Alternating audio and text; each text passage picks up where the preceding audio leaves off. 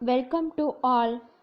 So இன்னைக்கு வீடியோவில் நம்ம 8th சோஷியல் ஹிஸ்ட்ரியில் first lesson the advent of the Europeans அதனுடைய கண்டினியூஷன் தான் பார்த்துட்ருக்குறோம். So already part 1 and part 2 videos பார்த்தோம். பார்ட் 1ல் வந்து ஸோ நம்ம வோல்டேஜை பற்றி தெரிஞ்சிக்கக்கூடிய சோர்ஸஸ் என்னென்னு பார்த்தோம். So material source and then written source அதை பற்றின நம்ம பார்த்தோம். அண்ட் தென் போர்ட்டுகீஸ் எப்படி இந்தியாவுக்குள்ளே என்ட்ரி ஆகுறாங்கன்னு பார்த்தோம். அதில் வாஸ்கோட காமா வரைக்கும் பார்த்தோம். அண்ட் தென் பார்ட் 2ல் போர்ட்டுகீஸ் இருக்கக்கூடிய remaining rulers Francisco de Almeida, Alfonso de Albuquerque, Nuno da Cunha அவங்களாம் வந்து எப்படி இந்தியாவுக்குள்ளே வந்தாங்க, அண்ட் தென் எந்தெந்த பிளேஸை அவங்க கேப்சர் பண்ணாங்கன்றதை பார்த்தோம். அண்ட் தென் அடுத்த வீடியோவில் டச்சை பற்றி பார்த்தோம். ஸோ டச் வந்து இந்தியாவில் எங்கெங்கே ஃபேக்ட்ரிஸ் வந்து எஸ்டாப்ளிஷ் பண்ணாங்க, அண்ட் தென் அவங்களுடைய ஃபோர்ட் எங்கே இருந்துச்சு, அண்ட் தென் அவங்களுடைய ஒர்க் இந்தியாவில் ட்ரேடிங் அண்ட் தென் ரூல் எப்படி இருந்துச்சுன்னு பார்த்தோம். அண்ட் தென் பிரிட்டிஷ் வந்து இந்தியாவில் எப்படி வந்தாங்க, அவங்களுடைய ரூல் அண்டு தென் ட்ரேடிங் எப்படி இருந்துச்சுன்னு பார்த்தோம். ஸோ இன்றைக்கி வீடியோவில் நம்ம Danish and then French, so இவங்க ரெண்டு பேரும் இந்தியாவில் எப்படி வந்தாங்க, அண்ட் தென் அவங்களுடைய பீரியடில் என்னென்ன நடந்துச்சு அப்படின்றத இந்த வீடியோவில் பார்க்கலாம். First Danish. On March 17th, 1616, the King of Denmark, Christian IV, issued a charter and created a Danish East India Company. So in the year of 1616, on March 17th, the King of the Denmark, so Denmark-ஓட king யாருன்னு பார்த்தீங்கன்னா Christian IV. So அவங்க வந்து ஒரு character அப்படின்னாக்கா ஒரு பட்டாயம் அப்படின்னு சொல்லுவோம், நாங்கள் தமிழில் வந்து பட்டாயம் அப்படின்னு சொல்லுவோம். ஸோ அவங்களுக்குன்ட்டு ஒரு உரிமை அப்படின்ற ஒரு ஆர்டர் மாதிரி கொடுக்குறாங்க. எதுக்கு அப்படின்னாக்கா டேனிஷ் ஈஸ்ட் இந்தியா கம்பெனியை வந்து க்ரியேட் பண்ணுறதுக்காக. They establish the settlement at Tranquebar, Tamil Nadu in 1620 and Serampore, Bengal in 1676. So அவங்களுடைய இது பண்ணி அவங்க வந்து தமிழ்நாட்டில் தாரங்கபாடின்னு இப்போ நம்ம சொல்லக்கூடிய பிளேஸை வந்து 1620 கேப்சர் பண்ணாங்க. அண்ட் தென் பெங்காலில் சேரம்பூர் அப்படின்ற பிளேஸ் வந்து 1676 அவங்க கேப்சர் பண்ணாங்க. ஸோ இதில் சீரம்பூர் அப்படின்ற was the headquarters in India. So Serampore தான் வந்து அவங்களுடைய ஹெட் குவார்ட்டர்ஸாக இருந்துச்சு இந்தியாவில்.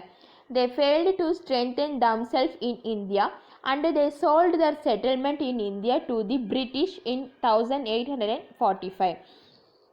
ஸோ இவங்க டேனிஷ் வந்து இந்த ரெண்டு பிளேஸை கேப்சர் பண்ணியிருந்தாலும் இந்தியாவில் வந்து அவங்களுடைய பொசிஷனை வந்து தக்க வச்சுக்க முடியலை. அண்ட் தென் அதனுடைய விளைவாக அவங்களுடைய கேப்சர் பண்ண பிளேசஸ் எல்லாமே வந்து பிரிட்டிஷ்கிட்ட ஹேண்ட் ஓவர் பண்ணுறாங்க. எந்த இயர் பார்த்தீங்கன்னா 1845. Danish called Tranquebar as Dansborg. So Tharangambadi அப்படின்ற பிளேஸ், ட்ராங்கப்போர் அப்படின்ற பிளேஸ் வந்து டேனிஷ் என்னன்னு சொன்னாங்கன்னா டானிஷ்போர்க் அப்படின்னு சொன்னாங்க.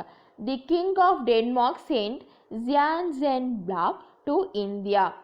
ஜியான்சென்பிளாக் set up a printing press at Tarangpur, Tharangambadi. So British king of Denmark வந்து ஒரு பர்சனை வந்து இந்தியாவுக்கு சென்ட் பண்ணுறாங்க. அவங்க வந்து பிரிண்டிங் ப்ரெஸ்ஸை எந்த பிளேஸில் வந்து செட்டப் பண்ணுறாங்கன்னு பார்த்தீங்கன்னா தாரங்கபாடியில் செட் பண்ணுறாங்க. ஓகேவா? ஸோ இதான் வந்து டேனிஷ் ஸ்பாட் வந்து தாரங்கபாடியில் இருக்கக்கூடிய டேனிஷ் ஸ்பாட் வந்து இதுதான். ஓகேவா? அண்ட் தென் ஃப்ரெஞ்சை பற்றி பார்க்கலாமா? தி French East India Company was formed in 1664 by Colbert, a minister of King Louis XIV. So French East India Company வந்து எந்த இயர் ஃபார்ம் பண்ணாங்கன்னு பார்த்தீங்கன்னா 1664 ஃபார்ம் பண்ணாங்க. யார் ஃபார்ம் பண்ணாங்கன்னு பார்த்தீங்கன்னா கோல்பர்ட் அப்படின்றவங்க ஃபார்ம் பண்ணாங்க. இவர் யாருன்னு பார்த்தீங்கன்னா இவர் வந்து கிங் லூயிஸ் 14 அவங்கக்கிட்ட மினிஸ்டராக இருக்கிறவங்க தான் இந்த கோல்பர்ட்டு. அவங்க தான் வந்து ஃப்ரெஞ்ச் ஈஸ்ட் இந்தியா கம்பெனியை வந்து இந்தியாவில் ஃபார்ம் பண்ணுறாங்க. In 1667, a French expedition came to India under Francis Caron. So 1674 வந்து இந்தியா வந்து யாருக்கு கீழே வந்துச்சுன்னு பார்த்தீங்கன்னா ஃப்ரெஞ்ச் ஆஃபீஸர் வந்து ஃப்ரான்கோய்ஸ் கார்னர் அப்படின்றவங்க கண்ட்ரோலுக்கு கீழே இந்தியா வந்துச்சு. France was the last European country to come India as trader. So இந்தியாவுக்கு ட்ரேடராக வந்த லாஸ்ட் யூரோப்பியன் கண்ட்ரி எதுன்னு பார்த்தீங்கன்னா ஃப்ரான்ஸ் தான். Caron founded the first French factory in India at Surat. So Caron அப்படின்றவங்க வந்து இந்தியாவில் ஃபஸ்ட்டு ஃப்ரெஞ்சு ஃபேக்ட்ரி எங்கே ஃபார்ம் பண்ணுறாங்கன்னு பார்த்தீங்கன்னா சூரத்தில் ஃபார்ம் பண்ணுறாங்க. In 1669, Markara founded second French factory at Masulipatanam by securing a patent from the Sultan of Golconda. So 1669 மார்க்காரா அப்படின்றவங்க வந்து மசூலிப்பட்டினத்தில் ஃப்ரெஞ்சோட செகண்ட் ஃபேக்ட்ரி வந்து எஸ்டாப்ளிஷ் பண்ணுறாங்க. ஸோ அங்கே வந்து அவங்க வந்து என்ன செக்யூர் பண்ணுறாங்கன்னு பார்த்தீங்கன்னா சுல்தானோட ப்ராப்பர்ட்டிஸு. ஸோ கோல்கொண்டாவோட சுல்தான் அவங்களுடைய அனுமதி வாங்கி அங்கே இது செட்டில் பண்ணுறாங்க. And in 1673 the settlement of Pondicherry was founded by Martin under a grant from Sher Khan Lodi the ruler of Bijapur. So the பீஜாப்பூரோட ரூலர் யாருன்னு பார்த்தீங்கன்னா ஷெரிகான் லோடி அப்படின்றவங்க. ஸோ அவங்க வந்து ஒரு செட்டில்மெண்ட்டாக வந்து ஃப்ரெஞ்சுக்கு வந்து பாண்டிச்சேரியை கொடுத்துட்றாங்க. எந்த இயர் பார்த்தீங்கன்னா 1673. Pondicherry become the most important and prosperous French settlement in India. So அதுக்கப்புறம் பாண்டிச்சேரி வந்து ரொம்ப இம்பார்ட்டன்ட் அண்ட் தென் முக்கியமான ஃப்ரெஞ்சோட ஒரு ஆதிக்கம் நிறைஞ்ச பிளேஸா அப்படின்ட்டு இந்தியாவில் எதை பார்த்தாங்கன்னா பாண்டிச்சேரியை பார்த்தாங்க.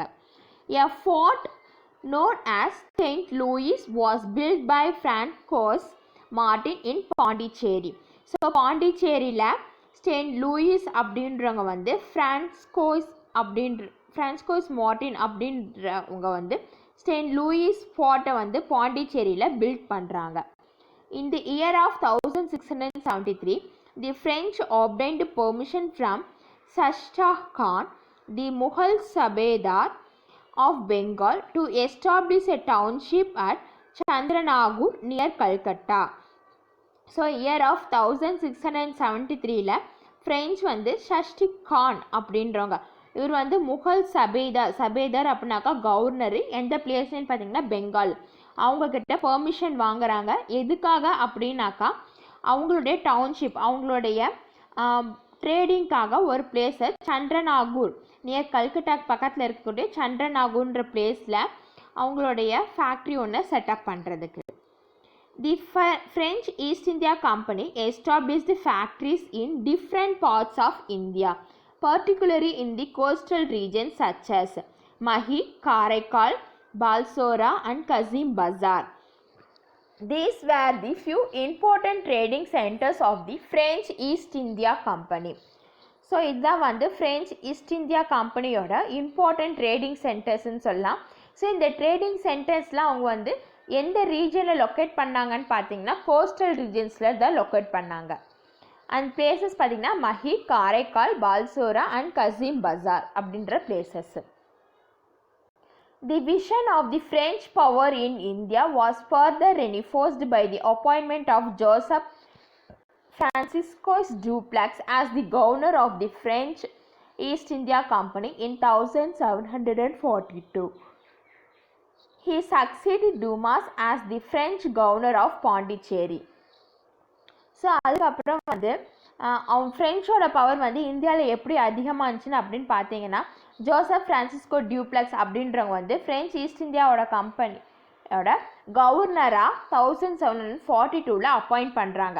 அவருடைய அப்பாயின்மெண்ட்டுக்கு அப்புறம் இந்தியாவில் வந்து ஃப்ரெஞ்ச் பவர் வந்து கொஞ்சம் அதிகமாகவே இருந்துச்சு. And then he succeed Dumas as the French governor of Pondicherry. So அவருக்கு அப்புறம் டுமாஸ் அப்படின்றவங்க வந்து பாண்டிச்சேரியில் ஃப்ரெஞ்சு கவர்னராக இருக்கிறாங்க. And then do you know the Swedish. So Swedish பற்றி the Swedish East India Company was found in Gothenburg, Sweden in 1731 for the purpose of conducting trade with the Far East. The venture was inspired by the success of the Dutch East India Company and the British East India Company. And in conclusion, so இந்த லெசனோட overall conclusion. Since the Portuguese were eliminated by the Dutch and the latter extinguished by the English. So போர்ச்சுகீஸும் டச்சும் ரெண்டுமே வந்து English கண்ட்ரிக்கு முன்னாடி அவங்களால face பண்ண முடியல. The French were left to face the English for control over trade and territory. So ஃப்ரெஞ்சுனாலேயும் டச்சுனாலேயும் இங்கிலீஷ்க்கு முன்னாடி இந்தியாவில் அவங்கள ஸ்டாண்டர்ட் பண்ணி நிறுத்திக்க முடியலை. The French neglected trade and entangled themselves in wars with Indian and other European powers. So French வந்து ட்ரேட் அண்ட் தென் மற்ற இதுலேருந்து இந்தியன் வார்ஸ்லேருந்து அவங்க விலகி நிற்கிறாங்க, யூரோப்பியன் பவர்ஸ் கிட்டேருந்து விலகி நிற்கிறாங்க. தி 3 Carnatic wars renewed the French and revenged the English to embark on a systematic territorial expansion. So இந்தியாவில் நடக்கக்கூடிய அந்த 3 Carnatic வாருமே வந்து இங்கிலீஷோட பவரை வந்து இந்தியாவில் ரொம்பவே அதிகமாக படுத்தி காட்டுச்சு. The comparative success of the British over the Portuguese, the Dutch, the Danish and the French was largely due to their commercial competitiveness, spirit of supreme sacrifice, government support, naval superiority, national character and their ascendancy in Europe. So இந்த கர்நாடிக் வார்ஸில் வந்து British வந்து success ஆகிறதுக்கு அவங்களுக்கு எந்தெந்த country over come பண்ணுச்சுன்னு பார்த்தீங்கன்னா Portuguese, touch and then Danish, French இந்த countries எல்லாம் over come பண்ணி பிரிட்டிஷ் வந்து ஃபஸ்ட்டு பொசிஷனில் இருந்துச்சு. இதுக்கு அவங்களுக்கு சப்போர்ட்டிவாக இருந்தது அவங்களுடைய ட்ரேடிங் மூலிமா அவங்களுக்கு வந்து கமர்ஷியல் இன்கம் அண்ட் தென் அவங்களுடைய சுப்ரீம் சாக்ரிஃபைசஸ் அண்ட் தென் கவர்மெண்ட்டோட சப்போர்ட்டு அண்ட் தென் நேவலில் அவங்களுடைய பலம் and then national character. So நேஷ்னலில் அவங்களுக்கு இருந்த மதிப்பு அண்ட் தென் அவங்களுடைய யூரோப் கண்ட்ரிக்கான பலம். இதுதான் வந்து பிரிட்டிஷ் வந்து இந்தியாவில் அதிக முக்கியத்துவம் வாங்கி இந்தியாவை அவங்க கண்ட்ரோல் கீழே கொண்டு வரதுக்கு ஒரு முக்கியமானதாக இருந்துச்சு. ஓகேவா கண்ணு, இந்த லெசன் உங்களுக்கு இதோட கம்ப்ளீட் ஆகுது. தேங்க்யூ ஃபார் வாட்சிங்.